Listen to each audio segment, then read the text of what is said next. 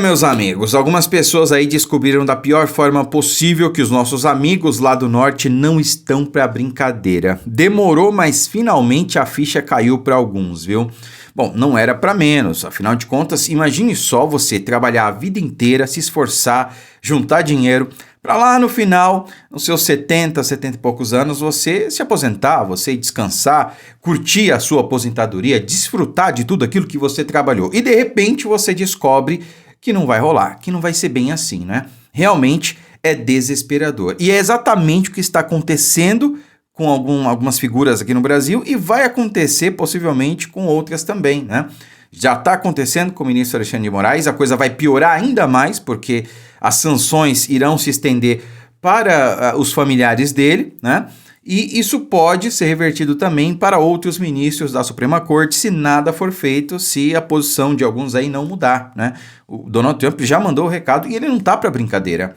Então, um jornalista revelou aí, segundo uma fonte quente que tem contatos diretos com os ministros do STF, é que eles estão apavorados, completamente desesperados. Eles já entenderam que não tem como ganhar esse jogo.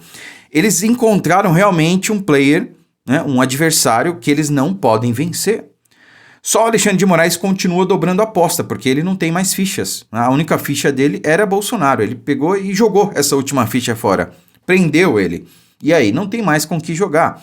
A coisa agora só tende a escalar para o lado dele, né? Então, o que resta para ele é continuar dobrando a aposta até ele ser retirado do cargo. Isso vai acontecer, quer queira ou não.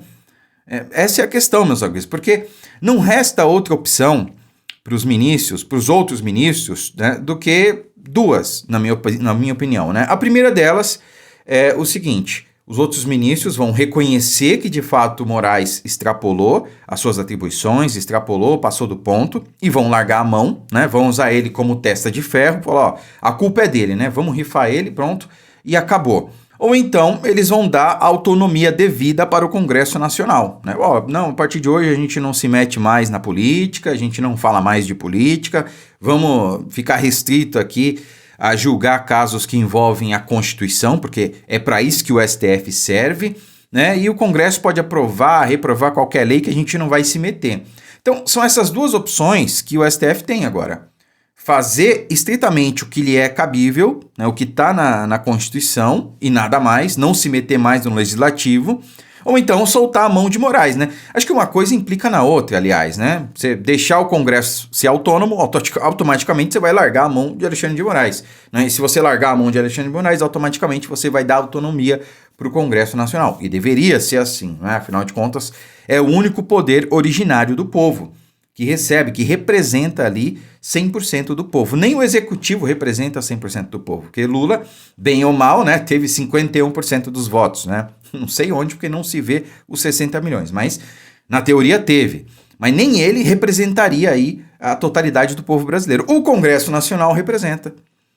Ali você tem gente de esquerda, de centro, de direita, representa o povo. Então deveria ser o poder, né, para ser bem redundante, com o maior poder, digamos assim. Mas lamentavelmente não é. A gente vê que na prática é o próprio Supremo Tribunal Federal, tá? E aí, meus amigos, nós temos o Jason Miller mandando um recado para Alexandre de Moraes. Jason Miller, para quem não se lembra, é um ex-assessor, né, um ex-funcionário da Casa Branca, que foi interrogado por 3 horas no aeroporto a mando do ministro Alexandre de Moraes. Vale ressaltar, né? Então, óbvio, ele não gostou nada disso e ele promete não parar até que a situação aqui seja resolvida. Assessor de Trump detido no Brasil por Moraes diz que não vai descansar até que Bolsonaro esteja livre. É isso aí. Ele, para quem não se lembra, repito, é aquele que ficou preso não é? Bom, praticamente uma prisão, né? Jason Miller foi interrogado por 3 horas pela Polícia Federal. Só acho, né, que realmente eles não têm como ganhar essa briga aí, meus amigos. E para finalizar, meus amigos, tem um vídeo aqui, um recado que Eduardo Bolsonaro deixou ontem nas redes sociais, que exemplifica isso, que realmente Donald Trump, que os Estados Unidos não estão para brincadeira. Quando eles entram num jogo, é para ganhar. Quando eles entram numa briga, é para ganhar. Não é para ficar de conversinha, não é para ficar de bravata, que nem o Lula, não é para fingir, não, é para ganhar. Os caras não entram para perder. A maior democracia do mundo, né? Com vocês, então, o recado de Eduardo Bolsonaro. Meus amigos, vocês chegaram a olhar a postagem na Rede X da Embaixada dos Estados Unidos? Pois bem, vou deixar no Stories do meu Instagram para que vocês vejam. Ela replica, ela traduz aquilo que foi tuitado pelo Christopher Landau, que é o 02 do Marco Rubio, seu braço direito. E na verdade ele fala ali sobre questão de separação entre os poderes, a harmonia entre os poderes, e que, para bom entendedor pingo aí, Alexandre de Moraes usurpou, tomou de assalto esses outros poderes através de ameaças aparentes dos chefes de poder, né, como a gente viu recentemente, o envio da Polícia Federal, que não foi por acaso, para a casa do pai do Hugo Mota, e a partir daí você percebe que os poderes foram sequestrados.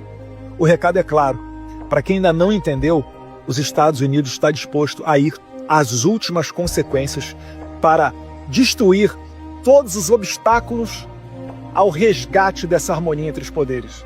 Todos aqueles que forem enxergados como peças e mecanismos desse grande sistema de ditadura de toga, vocês serão atingidos para o bem do Brasil e para o resgate da liberdade. Não se trata de vingança, trata-se de justiça e de retomar a boa relação entre Brasil e Estados Unidos.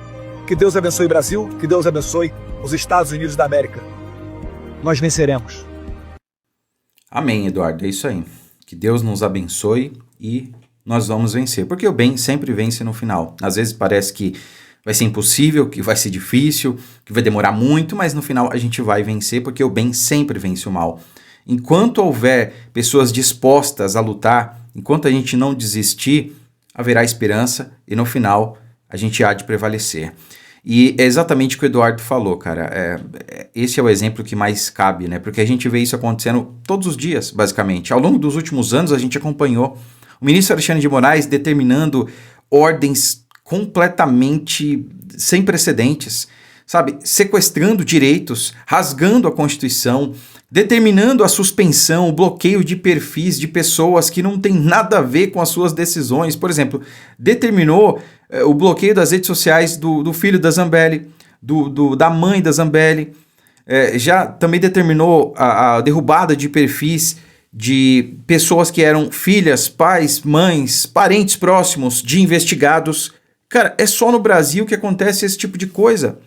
E agora a gente vê os Estados Unidos agindo, o que é uma vergonha para nós enquanto nação, porque se nós somos soberanos, por que a gente não consegue resolver esses problemas, né? Que soberania é essa que essa gente defende? A gente vê uma nação estrangeira, Donald Trump, empenhado em defender a nossa democracia, em defender as prerrogativas dos nossos poderes, né? A independência entre os poderes, porque não tem mais independência. Hoje o Supremo manda no Legislativo e no Executivo e acabou. Só funciona, só vai para frente o que o Supremo quer. Onde já se viu isso? 384 deputados votaram contra o aumento do IOF, né, o imposto do Lula, do Haddad, e aí o Congresso derrubou, e o Alexandre de Moraes simplesmente derrubou a decisão do Congresso. 384 deputados votaram contra. Nós estamos falando de dezenas de milhões de votos jogados no lixo por uma única pessoa não eleita, apenas para fazer a vontade do Lula, de aumentar imposto. Enquanto isso, todo o establishment, todo o consórcio de mídia no Brasil deturpa as coisas, deturpa as informações para passar para a população que esse imposto é bom, que é necessário, né? É a Miriam Leitão, entenda como isso é bom. Isso tem que acabar. O Brasil tem que voltar à sua normalidade democrática. E como disse Eduardo, não se trata de vingança, se trata de restaurar a nossa democracia e a soberania, e principalmente a nossa liberdade. E a gente vai chegar lá. Curta, comente, compartilhe o vídeo, fiquem com Deus e até a próxima.